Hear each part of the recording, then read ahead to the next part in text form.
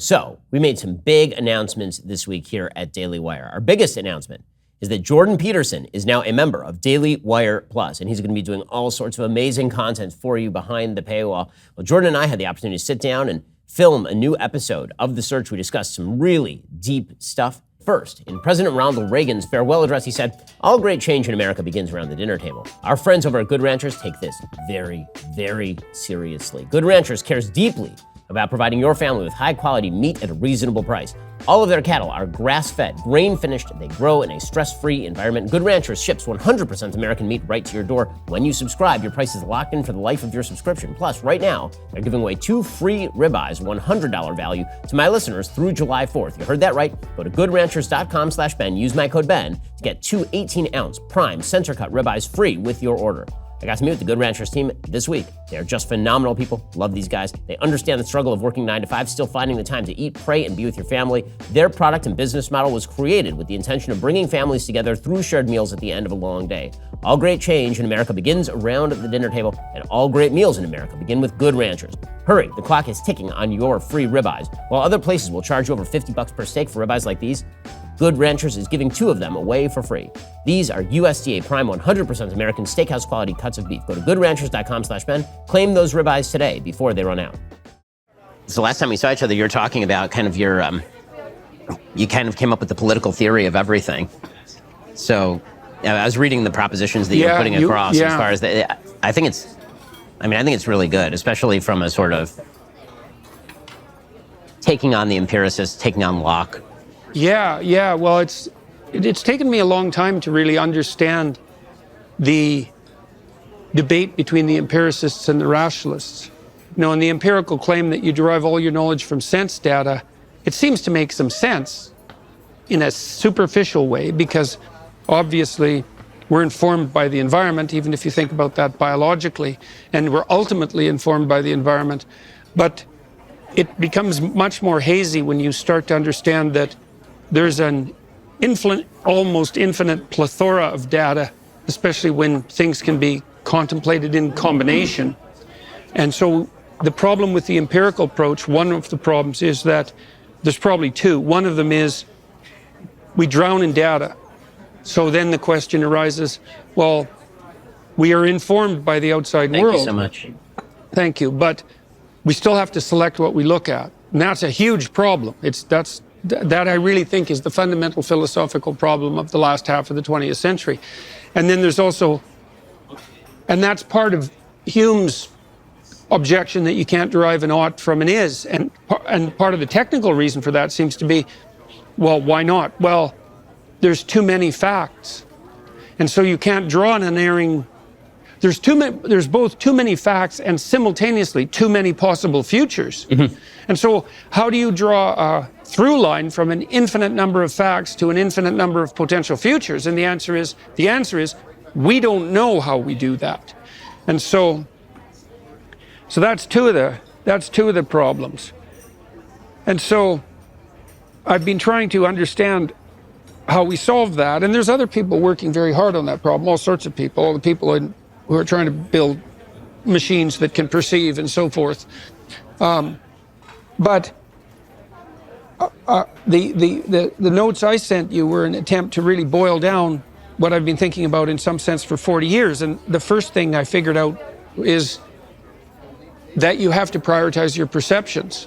And so the problem with the empirical approach is that it sort of presumes the self-evidence of the external world, and that all you have to do to be informed by the world is look, and somehow what's there is just delivered to you. This is also the problem with the behaviorists, because the behaviorists always talked about stimulus, response. Right. And they didn't need a brain. And the reason they didn't need a brain is because they hid it in the idea of stimulus.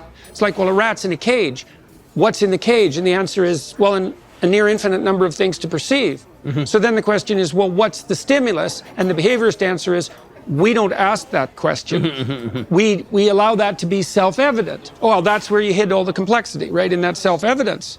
Right. And so if you look at the physiology of You're perception, just a blank screen and things are being projected onto you. Yeah, and obvious things, self-evident things. like, well, the running wheel and the water bottle. It's like, there they are. Can't you just see them? It's like, well, no, maybe I see the glints of the reflection off the water bottle because my eyes aren't focused. My eyes are focused such that what the water bottle appears is as a blur. And why isn't that blur the water bottle? And because it also is the water bottle. And that's a very difficult thing to think through.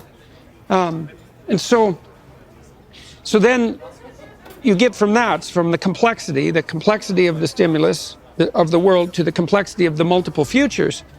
And you think, well, we solve that by prioritizing our perceptions. And so when you and I are sitting here talking to each other, we look at our faces, we look at each other's faces, and we do that. We particularly look at eyes. And our eyes have actually evolved so that we have an evident contrast between the iris and pupil and the sclera. And the reason we have that, most animals don't, including most primates, is because it's of crucial importance for human beings to see where other human beings point their eyes, because then you can tell how they're prioritizing their perceptions. And from that, you can derive almost instantly an embodied sense of their ethic. So because really good. It's so cool. Really well, good. It's so cool. I mean, and that's what we do when we're watching a movie, is what you want in terms of characterization is you want to set up someone who has a goal. Right? And whatever the goal is, it might be a nefarious goal, but your character has to have a motivation. And then the motivation has to be hinted at through their actions and their perceptions. And then the viewer cottons on to that goal, starts to infer it in an embodied way and reads off that embodiment, because once you can adopt the goal of someone else, you can duplicate their emotional responses. And the reason we want to do that is because we're really interested in embodying hierarchies of perception prioritization, right? And so, and does it matter whether it's conscious or it's unconscious when you're prioritizing? I mean, obviously, you're not really thinking through. Sometimes you are thinking through, where do I want to put my eyes? Like, what do I want to look at? Most of it you're not. No, obviously. and most of it is, you hear the radicals, the postmodernists talk about implicit perception, right? And most perception is implicit, and so most of the prioritization is done unconsciously and automatically. Otherwise, what has to be, because otherwise, and a lot of it's guided by built-in instincts, right? So it's not only unconscious, it's a biological a priori. So here, for example, the focal depth of a newborn infant is precisely equivalent to the distance between their head in the cradling position for breastfeeding and the mother's eyes. Right. Right, so that's an a priori perceptual frame that took literally billions of years to construct, because it's so unbelievably complicated. And so once I realized that you have to prioritize your perceptions, and to prioritize means you have to have a hierarchy, because priorities means some things are more important than others. Right. Then the next thing you can think of is, well, does that hierarchy have to be unified or not? And the answer is, well, if it's not unified, then it's not a hierarchy. It's also, you're all over the place, right? So if you're talking to someone confused, that's unsettling. And the reason it's unsettling, I think, is because you don't know what they're perceiving, and that opens up that rat's nest, and you don't know what they're up to. Right, you don't know what their goal is. It's like sitting with somebody and their eyes are all over the place. Yes, exactly. You can't coordinate. It's also so interesting that that's also a hallmark of insanity. I used to watch the Sesame Street and the Muppets, and whenever they had a puppet who was not right, the googly eyes, the eyes were all over the place. Yeah, and that means they're not focused and integrated towards a single goal. And the psychological consequence of that is hopelessness, because you experience hope and positive emotion in relationship to a goal. And anxiety, because you experience anxiety when there's too many things to look at or too many things to do. And so there's actually an immediate existential consequence to not having a hierarchy of perceptual priority. And so all of that dispenses with the criticisms of hierarchy. It's like, no, you need a hierarchy because you cannot filter the world or the possible futures without a hierarchy. And so then the next question arises, what's essential to the hierarchy, and also what's at the highest point of the hierarchy? And one of the things I've been thinking about is that the whole biblical corpus is a collection of narratives that shine a different light of characterization on the spirit that occupies the pinnacle in the hierarchy of perception. So, for example, in the opening chapters of Genesis, God is the process that generates the habitable order that is good out of the chaos of potential. And that's the image that's stamped on men and women. And so that's wonderful. It's perfect, right? That's perfect. And then later, God is the spirit you walk with in the walled garden of paradise if you're unself-conscious and unashamed. Because when Adam sins and knows he's naked, he hides from God. Right. So he can't walk unself-consciously with God anymore. So whatever God is, it's whatever spirit occupies you when you're in the walled garden and you're unself-conscious. It's like, okay. Then the story of Cain and Abel. God is the spirit that calls you out for making false sacrifices. Okay. And that, I don't see that as any different in some sense than the call of conscience. And your knowledge that if you're pulling the wool over your own eyes and others, and that knowledge is inescapable and will absolutely torment you. So I've been thinking about a lot of that in the context of what sin means. So very often in sort of modern rhetoric, we talk about sinning against ourselves, but that actually is, I think, what sin is. The idea is that your true identity is in line, if I'm following you, with the hierarchy that puts you in touch with the pinnacle of that's what you're aiming at. You're aiming at that. And so if your identity, what you're aiming at is that, then anything that strays from that is by nature a sin. Right. It's a betrayal of yourself. Right. And so it's to miss the mark. Right. And so to treat a sin as inherent to you, or to treat a sin as core to your identity, is a betrayal of what you are supposed to be. It's a betrayal of the hierarchy that lends you order, and so that creates chaos within you, and destroys you. Sin destroys you in that way. And and I would say that state of sin, that's hell, fundamentally. And I think there is an element of eternality to it, because it feels like it will never end. And I think you can make a case that in its direst states, it's worse than death. And so I was working on it's in Luke, I think it's 17:20 to 17:21, I think, where Christ says, the kingdom of God is within you. But there are multiple translations of that, because it's within you, among you, between you. There's ambivalence about that. And been a lot of debate about that, because you might say, well, is it something that's between you and God, which is what the Protestant would say? Or is it something between you and the church and the community and God, which is maybe more what the Catholics would say, maybe more what the Jews would say? And I would say that ambiguity is purposeful, because you could say, well, you sin against yourself.